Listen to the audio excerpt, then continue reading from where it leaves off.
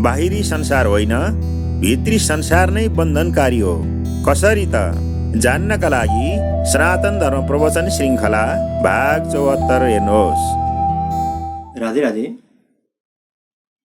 सनातन धर्म प्रवचन श्रृङ्खलाको क्रममा अहिलेसम्म हामीले यही बुझ्यौँ कि हामी सबै केवल सुख चाहन्छौँ, आनन्द चाहन्छौँ र त्यही आनन्दकै निम्ति प्रतिक्षण निरन्तर अनेक प्रकारका कार्य गरिरहन्छौँ। कस्तो आनन्द चाहन्छौँ हामी सबैजना? अनन्त मात्राको प्रतिक्षण बढ्दै जाने र सधैँ रहिरहने सुख नै चाहन्छौँ। र यस्तो सुख भगवान नै हुनुहुन्छ। त्यसैले भगवानलाई प्राप्त गरेर नै हामी सुखी हुन सक्छौँ, अरू कुनै उपाय छैन। भगवानलाई प्राप्त गर्नु छ। कसरी प्राप्त गर्न सकिन्छ? केवल एउटा उपाय छ। वेद शास्त्रले बताए कि भगवानलाई जानेर नै भगवानलाई प्राप्त गर्न सकिन्छ। अरू कुनै उपाय छैन। जान्न कम्पल्सरी छ, अनिवार्य हो। तर भगवान त दिव्य हुनुहुन्छ अनि हामीसँग जान्नको निम्ति जे साधन छन्, इन्द्रिय, मन र बुद्धि, ती माइक छन्। त्यसैले हामी माइक इन्द्रिय, मन, बुद्धिद्वारा दिव्य भगवानलाई जान्न सक्दैनौँ। फेरि कसरी जान्न सकिन्छ त? एउटा उपाय छ। यदि भगवानले कृपा गरेर जनाइदिनु भयो भने अब हामी भगवानलाई जान्न सक्छौँ, भगवत कृपाद्वारा। र भगवानको कृपा कसरी मिल्छ? एउटा शर्त छ भगवानको। त्यो शर्तको नाम हो भगवत शरणागति। त्यसैले सर्वप्रथम भगवानको शरणमा जानु छ अनि भगवानले कृपा गरिदिनुहुन्छ। त्यसपछि हामी भगवानलाई जान्न सक्छौँ, उहाँलाई प्राप्त गर्न सक्छौँ अनि सदाको लागि सुखी हुन सक्छौँ। शरणागतिको मतलब केही नगर्नु, न त राम्रो गर्नु न त नराम्रो गर्नु। शरणागति केले गर्ने? मनले गर्ने। किनकि मन नै बन्धन र मोक्षको कारण हो। त्यसैले मनद्वारा शरणागत हुनु छ। तर मन त निरन्तर केही न केही गरिरहन्छ। केही नगर्ने अवस्थामा कसरी पुग्न सक्छौ? निरन्तर भगवानको स्मरण गरेर। यदि निरन्तर स्मरण भयो मनद्वारा भने त्यो भगवत स्मरण न त राम्रो कार्य हो न त नराम्रो कार्य हो। तर भगवानलाई निरन्तर मन दियौं उहाँको स्मरण गरेर भने संसारी काम कसरी चल्न सक्छ? शास्त्रद्वारा बुझ्यौं यसको रहस्य कि आसक्ति भगवानमा राख्नु छ। उहाँमा आसक्ति राखेर मन बुद्धिले हामी संसारी कार्य गर्न सक्छौं। तर वर्तमानमा त हाम्रो आसक्ति संसारमा छ। त्यसैले संसारबाट वैराग्य गराउनु छ मनलाई। र त्यो वैराग्यको अभिप्राय हो कुनै पनि संसारी विषयमा या कुनै व्यक्तिमा अनुकूल भावले पनि मन नलागोस्, अर्थात राग नहोस्, र प्रतिकूल भावले पनि मन नलागोस् या द्वेष पनि नहोस्, र राग र द्वेष नभएको अभिमान पनि नहोस्। बल्ल यो सही सही वैराग्य। त्यसको निम्ति संसारको स्वरूपलाई राम्रोसँग बुझ्न जरुरी छ। र हामीले संसारको बारेमा चर्चा गर्यौं यसअघि, र यही बुझ्यौं कि जे गतिशील हो, जे परिवर्तनशील हो, त्यही संसार हो। र यस्तो संसारको बारेमा दुई प्रकारका मतहरू पाइन्छ।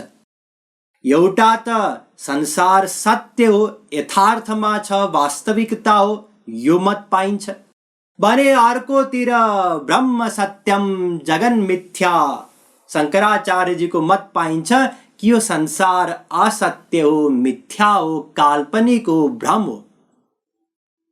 जसरी रज्जौ यथाहेर भ्रमः, सर्पको भ्रम हुन्छ कुनै एउटा डोरीमा, त्यसै गरी यो भ्रम हो जे देखिन्छ।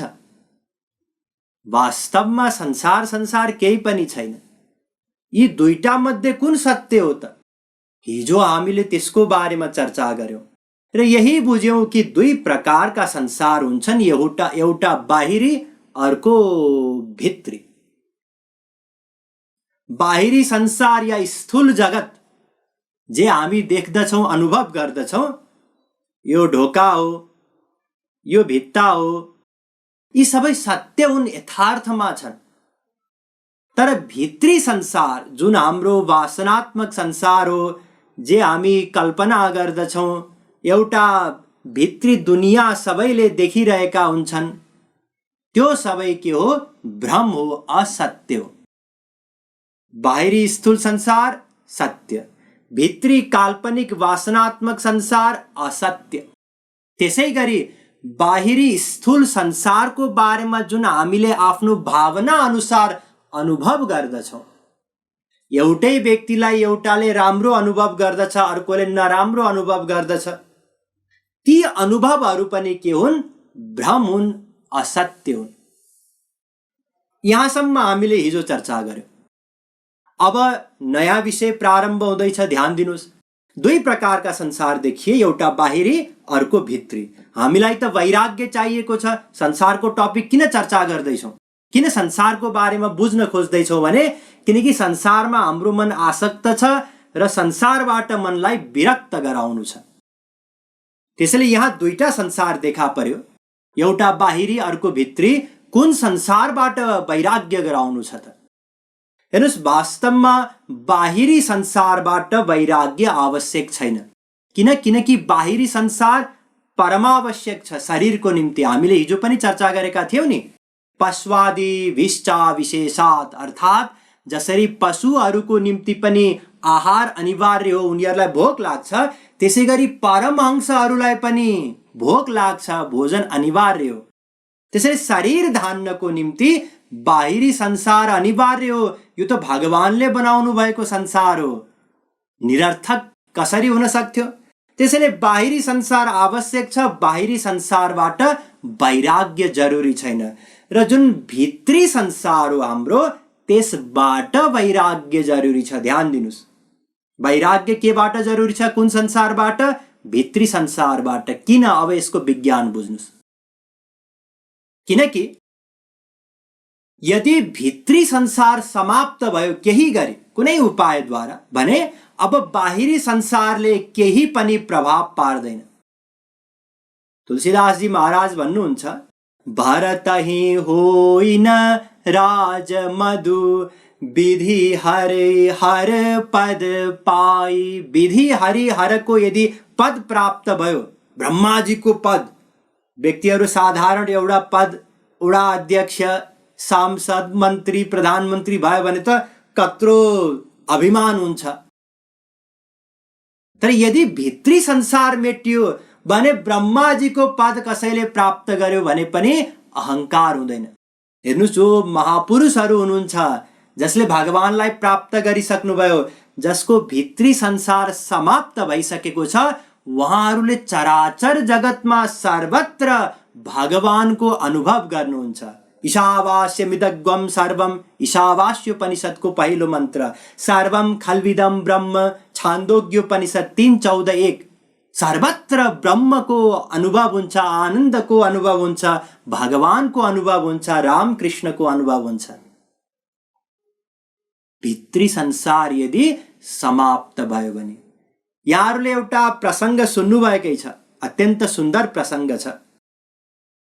हेर्नुस्, प्रहलादजी महाराजका पुत्र छोरा विरोचन र प्रहलादजी महाराजका गुरु अंगिराजीका पुत्र सुधन्वाको बीचमा होड भएको थियो एकपटक। के को निम्ति? केशिनी नाम गरेकी अत्यन्त सुन्दर कन्याको स्वयंवरको क्रममा दुवैले एक आपसलाई श्रेष्ठ ठाने कि म श्रेष्ठ हुँ, ऊ मभन्दा सानो छ। दुवैको प्राणको बाजी लाग्यो कि यदि म श्रेष्ठ रहेछु भने तैले प्राण त्याग गर्नुपर्छ, तैले त श्रेष्ठ रहेछस् भने मैले प्राण त्याग गर्नेछु। तर फैसला कसले गर्छ त? सुधन्वाले भने प्रहलादजी महाराजले, तिम्रो पिताले। किनकि सुधन्वाजीलाई अंगिराजीले बताउनु भएको थियो कि प्रहलादजी महापुरुष हुन्, त्यसैले भित्री संसार उनको छैन, त्यसैले कहीँ पनि आसक्ति छैन, त्यसैले न्याय गर्न सक्छन्। दुवै गए प्रहलादजी महाराजकोमा। प्रहलादजीले भन्नुभयो कि सुधन्वा श्रेष्ठ हुन् विरोचन भन्दा, त्यसैले मृत्युदण्ड विरोचनको निम्ति। भित्रबाट कुनै फिलिङ छैन कि छोरा मर्ने भयो। सुधन्वाले फेरि प्रश्न गर्नुभयो, तिमी ठुलो हौ कि म ठुलो हुँ? प्रहलादजी महाराजलाई। प्रहलादजीले भन्नुभयो, हजुर मेरो गुरुपुत्र हुनुहुन्छ, हजुरको स्थान श्रेष्ठ छ। उसो भने यसको मतलब त तिमीले मैले भनेको सबै आज्ञा पालन गर्नुपर्छ। अवश्य आज्ञा होस्, यदि मेरो प्राण चाहियो भने म मेरो प्राण पनि दिन तयार छु। सुधन्वाले बताउनु भयो, आज्ञा दिनुभयो कि उसलाई माफ गरिदिनु, विरोचनलाई। प्रहलादजी महाराजले माफ गरिदिनु भयो, प्राण दान दिनुभयो। आफ्नो छोरालाई मृत्युदण्ड दिँदा पनि कुनै फरक परेन र प्राण दान दिँदाखेरि पनि कुनै फरक परेन। किनकि उहाँको जुन भित्री संसार हो त्यो भित्री संसार समाप्त भएको थियो। त्यसैले बाहिरी संसारले केही पनि फरक पर्दैन र एकताका कुनै बेला हाम्रो पनि त्यो अवस्था थियो। सोच्नुस् त कुन अवस्था होला? भर्खरै जन्मिएको अवस्था। अहिले त हामीलाई स्मरण छैन, कुनै एउटा भर्खरै जन्मिएको बालकलाई हेर्न सक्छौँ, उसमा भित्र कुनै पनि हाम्रो जस्तो छल कपट इत्यादि केही पनि हुँदैन। भित्री संसार। कसैले गाली गरिरहोस्, उसले इख लिँदैन कि यसले मलाई गाली गर्यो, अब म यसको काखमै जान्न। कसैले पिट्यो पनि भने रुन्छ एकछिनको निम्ति, त्यसपछि फेरि काखमा बोलायो भने गइहाल्छ काखमा।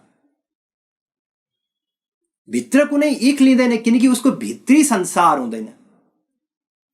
त्यसैले त वेदले नै बताएको छ, पाण्डित्यम निर्विद्य बाल्येन तिष्ठासेत्, बृहदारण्यको उपनिषद 3:5-1। अर्थात् फेरि त्यही अवस्थामा पुग्नु छ। आफ्नो जति पनि यो पण्डित्याई छ, ज्ञानाभिमान छ, मैले जानेको छु भन्ने हामीले सोचेका छौँ, भित्र जुन छल कपट छ त्यो सबलाई त्यागेर त्यही अवस्थामा पुग्नु छ, बालकको अवस्थामा। सरल स्वभाव न मन कुटिलाई, यथा लाभ सन्तोष सदाई। सरल स्वभाव बालकको समान त्यो अवस्थामा फेरि पुग्नु छ र यही शरणागतिको अवस्थाको नाम हो।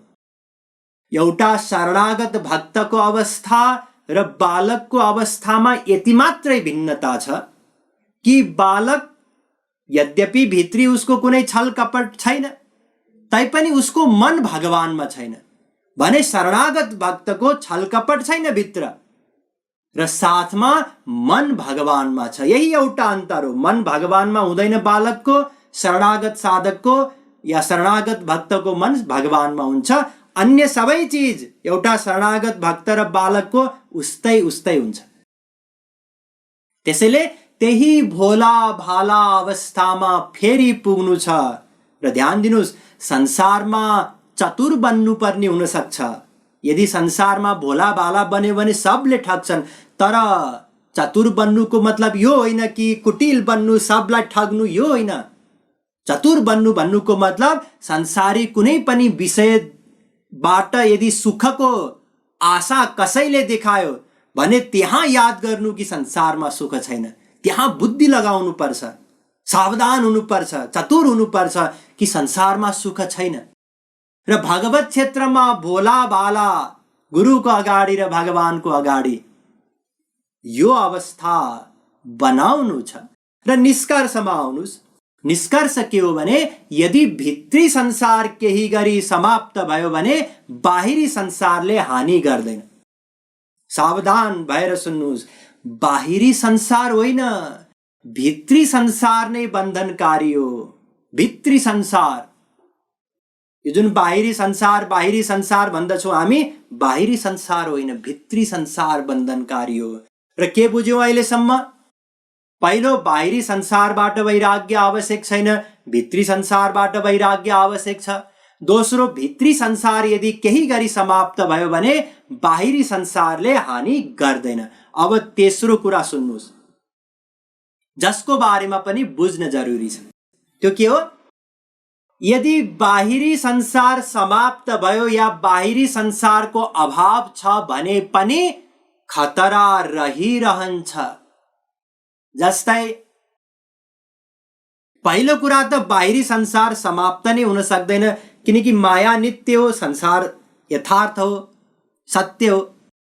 र कसैले तर्क दिन सक्छ कि महाप्रलयमा त संसार समाप्त हुन्छ, बाहिरी संसार। तर महाप्रलयको समयमा पनि जुन हाम्रो वासनात्मक संसार हो, भित्री संसार, त्यो रहिरहन्छ कारण शरीरमा। त्यसैले बाहिरी संसार समाप्त भएर पनि हाम्रो काम बन्दैन, अझै हामी रेड जोनमा छौँ, खतरनाक क्षेत्रमा। यदा कदा जस्तो गहिरो निद्रामा बाहिरी संसार नष्ट हुन्छ। अब त्यति बेला घर कसैले लुटेर लैजाओस्, कोही मरोस्, हाम्रो छेउमा नै केही फरक पर्दैन, त्यो संसार शून्य बराबर हो गहिरो निद्रामा। तर भित्री संसार बचेको हुनाले, बाँकी रहेको हुनाले हाम्रो काम बन्दैन। त्यसैले यदि कसैले सोच्दछ कि मलाई वैराग्य धारण गर्नु छ, मनलाई विरक्त गर्नु छ, के गरौँ त भन्दा घर सर छोडौँ, जाउँ कहीँ जङ्गलमा गुफामा गएर बसौँ, यस प्रकारको बाहिरी त्यागले केही पनि काम बन्दैन। ठिक छ, बाहिरी संसारको अभाव भयो, चाहे स्वेच्छाले भयो, कहिलेकाहीँ जबरजस्ती पनि हुन्छ, बाढी आयो, घरखेत बगायो, सबै मरे, म मात्रै बचे, संसार त सबै नष्ट भयो बाहिरी। तैपनि हाम्रो काम बन्दैन। किनकि भित्री वासना अझै पनि बलवान छ। एउटा पति कसैको मर्यो या पति विदेशमा गएको छ भने त्यो स्त्रीको विषय भोगको कामना या पतिबाट सुखको कामना त रहिरहन्छ। त्यही कामनाले उसलाई सताउँछ दिनरात। त्यही कारणले गर्दा समाजमा व्यभिचार बढ्दै गइरहेको छ, हामी सबैलाई थाहा छ। एउटा पुत्रको वियोगमा आमालाई दिनरात त्यसैको चिन्तनमा मेरो छोरा थियो, मेरो छोरा थियो। भित्री संसारले त तडपाइरहेको छ, बाहिरी संसारको अभाव भए तापनि। त्यसैले बाहिरी संसारको अभावबाट काम बन्दैन, भित्री संसारको अभाव भयो या मेटियो केही गरी भने बल्ल काम बन्छ। त्यसैले भित्री संसारको वैराग्य नै वास्तविक वैराग्य हो, भित्री संसारबाट वैराग्य। अब अर्को प्रश्न आउन सक्छ कि यदि भित्री संसारको वैराग्य नै प्रमुख हो, त्यसैबाट वैराग्य हुनु छ, भित्री संसार मेटियो भने बाहिरी संसारको प्रभाव पर्दैन र केवल बाहिरी संसारको अभाव भयो या मेटियो भने पनि हाम्रो काम बन्दैन। यदि यसो हो भने बाहिरी संसारको ज्ञान किन प्राप्त गर्नु पर्यो त? बाहिरी संसारको ज्ञान पनि अनिवार्य छ। किन? अब कारण बुझ्नुस्। हेर्नुस्, बाहिरी संसार मिलेको अवस्थामा भित्री संसार बलवान हुन्छ। त्यसैले बाहिरी संसार र भित्री संसारको बीचमा सम्बन्ध छ। एउटा बच्चालाई लिनुस्, उसले मिठाई मिठाई मिठाई मिठाई भन्छ, रोइरहेछ। अरू कुनै चीज हामीले दियौँ या एकछिन गफ गर्यौँ, फकायौँ भने शान्त हुन्छ। तर यदि मिठाई अगाडि होस् उसको अगाडि भने जबसम्म त्यो मिठाई पाउँदैन तबसम्म त ऊ शान्त हुँदैन। यसको मतलब बाहिरी संसारको उपस्थितिले उसको भित्री जुन चाहना हो, वासना हो, कामना हो, त्यो झन् बलवान भएर आयो। यदि कुनै दुश्मनलाई हामीले देख्यौँ भने त्यो दुश्मन प्रतिको जुन हाम्रो द्वेष हो, क्रोध, त्यो बढ्दै जान्छ। बढ्छ त्यो देख्न साथ। कुनै कामी पुरुषले सुन्दर स्त्रीलाई देख्यो भने काम भावना बलवान हुन्छ। त्यसैले जुन जुन विषय बाहिर प्राप्त हुन्छ बाहिरी संसारमा, त्यही त्यही विषय अनुसारको भित्री संसार बलवान हुन्छ। मायाको अधीनमा रहिन्जेल हामीमा सबै दोषहरू छन्, काम क्रोध लोभ मोह मद मात्सर्य इत्यादि। अहिले कुनै प्रकट होलान्, कुनै लुप्त होलान्, सुसुप्त होलान्, तर त्यसको विषयको दर्शन गर्न साथ त्यो बलवान हुन्छ। त्यसैले बाहिरी संसारको बारेमा पनि बुझ्न जरुरी छ। जस्तै अहिले यहाँहरूले प्रवचन सुन्दै गरेको अवस्थामा या भगवानको ध्यान गर्न प्रयत्न गरेको अवस्थामा बाहिरबाट त लाग्छ हामीलाई देखेर कि यो परमहंस हो, तर भित्री सबै कामनाहरू वासनाहरू जस्ताका तस्तै छन्। कसैले सत्संग सकिना साथ या प्रवचन सकिना साथ ठेस लगाइदियो या गाली गर्यो, एउटा वाक्य केही भन्यो भने तुरुन्तै हाम्रो भित्री संसार बलवान हुन्छ। जसरी बीजमा एउटा धानको बिउमा धानको सबै चिज हुन्छ, अप्रकट अवस्थामा रोपिदिन साथ सबै प्रकट हुन्छ, त्यसै गरी हामी भित्र पनि सबै दोषहरू छन्। वातावरण बाहिरी जगत प्राप्त गर्न साथ भित्री जगत भित्री संसार बलवान हुन्छ। त्यसैले बाहिरी संसारबाट पनि सावधान हुनु छ। त्यसैले त गीतामा भनिएको छ, विविक्त सेवी लघवासी यत्वा कायमानसः। गीता 18:52। अर्थात् एकान्तको सेवन गर, बाहिरी संसारबाट पनि जति सकिन्छ टाढा नै रहु, अनावश्यक बाहिरी संसारको संग नगर। त्यसैले दुवै संसारको बारेमा जान्न जरुरी छ। बाहिरी संसारको बारेमा पनि या स्थूल जगतको बारेमा पनि जान्न जरुरी छ र भित्री संसारको बारेमा पनि वासनात्मक संसारको बारेमा पनि जान्न जरुरी छ। त्यसैले हामी दुवै संसारको बारेमा जान्नेछौँ, तर आज होइन भोलि। वृन्दावन बिहारी लाल की जय।